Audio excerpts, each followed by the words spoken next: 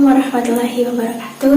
Hamdan wa syukran lillah, la haula wala quwata illa billahil aliyil azim. Amma ba'd. Baik, ketemu lagi dengan saya Sinta Laila.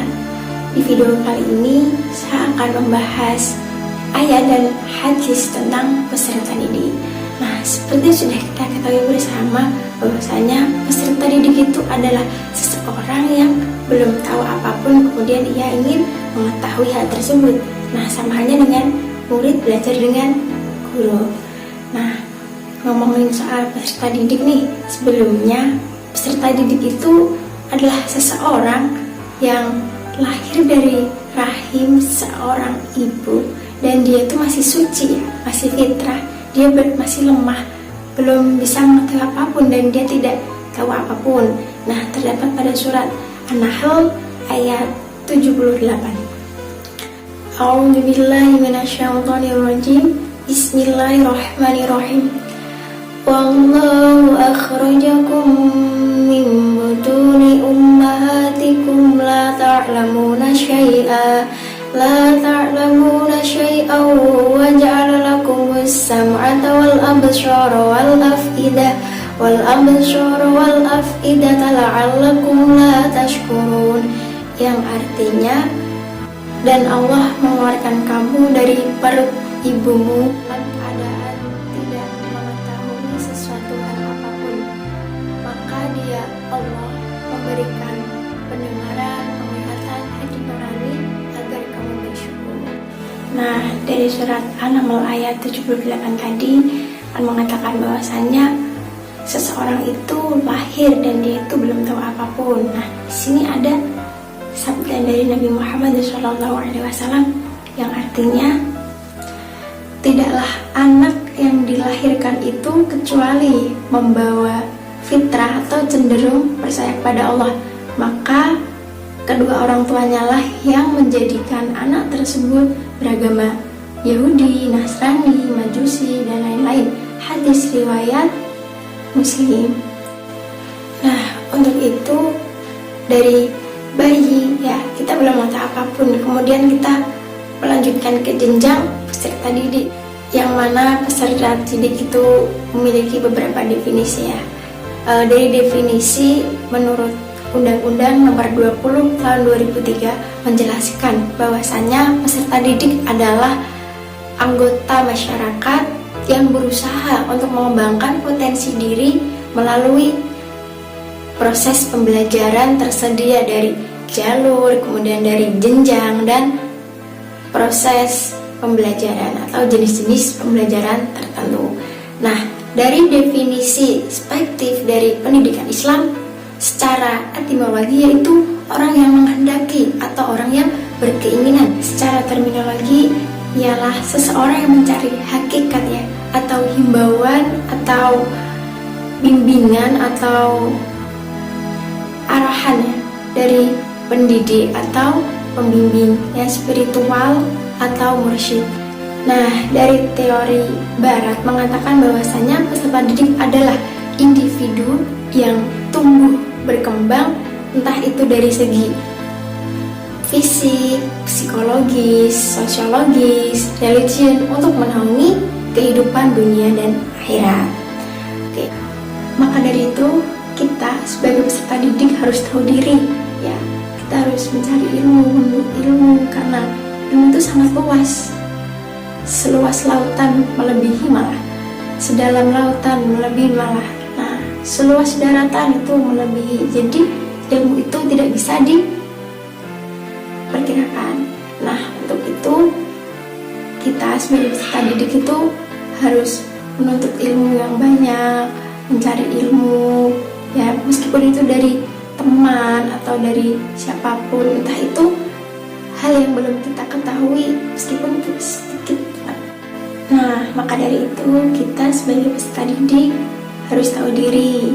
Kita tuh harus mencari ilmu, karena ilmu itu tidak bisa diukur dengan luasnya lautan, dalamnya lautan, luasnya daratan. Ilmu itu tidak bisa untuk diperkirakan sebagaimana banyaknya, bagaimana luasnya. Nah, untuk itu kita sebagai peserta didik ya, nah kita itu itu harus mengetahui, kita harus mencari. Karena apa? Karena kita itu harus mengetahui bagaimana kita mau berjalan, kita mau jalan kemana, masa depan kita itu seperti apa gitu. Jadi kita tuh gak sia-sia ya untuk belajar gitu. Nah, para peserta didik, janganlah kamu hanya mencari ilmu dengan gurumu saja. Mungkin bisa dengan temanmu atau adikmu, karena ilmu itu tidak mengukur seberapa tua kita belajar, seberapa lama kita belajar. Mungkin kita udah tahu yang porsi ini, tapi yang porsi ini kita belum tahu, maka kita tanyakan kepada yang orang lebih tahu ya. Nah, Nabi Shallallahu Alaihi Wasallam bersabda, "Khatibun nasa ala aqulihim al-hadis", yang artinya berbicaralah kepada orang lain sesuai dengan tingkat perkembangan akalnya, seperti itu. Nah, jadi ilmu itu kita dapat bukan dari guru kita, bukan dari teman kita saja, karena alam semesta itu yang mendukung kita untuk mencari atau mencorak warna-warni dalam kehidupan kita. Nah, menyangkut untuk peserta didik, pastinya ada pendidik, ada orang tua ataupun kakak-kakak yang lagi mengajarkan adiknya atau anaknya. Nah, seperti itu. Nah, untuk itu bagi para pendidik atau bagi para orang tua, langkah baiknya ya, menurut konsep dari pendidikan Islam, yang mana kita harus mendidik ya, membimbing, menuntun hal-hal yang baiknya, karena hal tersebut akan menjerumuskan kita ke jalan yang benar, menjerumuskan mereka ke jalan yang benar untuk menuju surganya Allah. Atau ketika kita membalikkan atau sebaliknya ya, kita melantarkan, kita tidak mau mengajarkan satu kata pun A, B, C, alif, ba, ta, nah maka kita akan dijerumuskan ke dalam api neraka. Jadi kita tidak boleh melakukan tugas ini.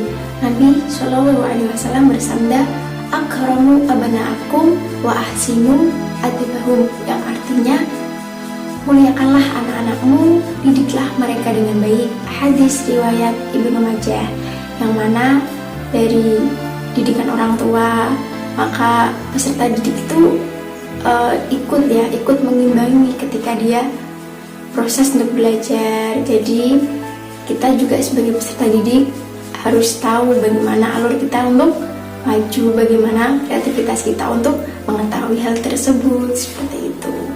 Nah, sebagai peserta didik, kita tidak boleh lengah ya, kita tidak boleh lelah untuk mencari ilmu, karena ilmu itu sangat banyak, sangat luas, kita bisa dapatkan di mana saja. Nah, untuk itu berhenti untuk belajar itu jangan, tapi berhenti atau lelah untuk beristirahat itu boleh. Nah, cukup sekian dari saya. Mungkin itu saja yang dapat saya sampaikan. Apabila banyak kekurangan atau kesalahan, saya mohon maaf, karena kebenaran hanya milik Allah Subhanahu wa Ta'ala. Nah, pokoknya tetap semangat, jaga kesehatan, jangan lupa makan yang banyak. Baik, sebelumnya terima kasih sudah menonton video saya. Saya kira cukup. Sekian dan terima kasih. Wabillahi taufiq wal hidayah, waridha wal inayah. Wassalamualaikum warahmatullahi wabarakatuh.